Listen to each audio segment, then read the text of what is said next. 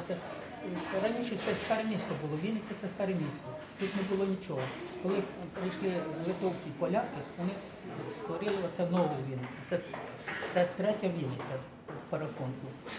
Оці документи я знайшов, є підтвердження цих.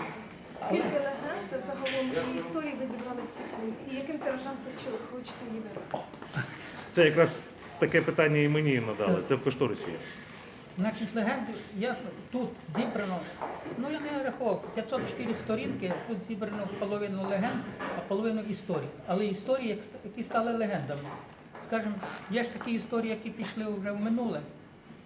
І я думаю, що тираж у нас 1000 буде доступний всім бібліотекам.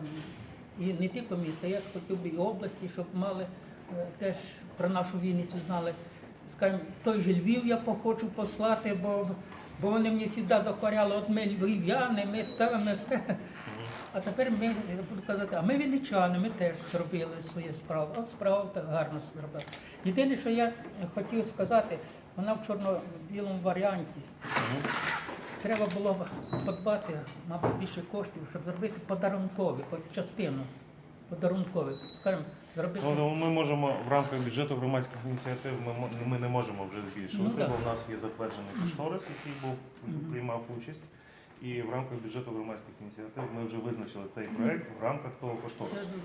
Але якщо ця ідея буде гарно підтримана і вона піде, ми можемо потім подивитися. Бачите, для подарунків треба, щоб вона була на гарному папері зроблена. Звичайно, звичайно. Але в будь-якому разі дійсно я погоджуюсь з тим, що економіка 21-го сторіччя – це вже економіка саме історії і легенд.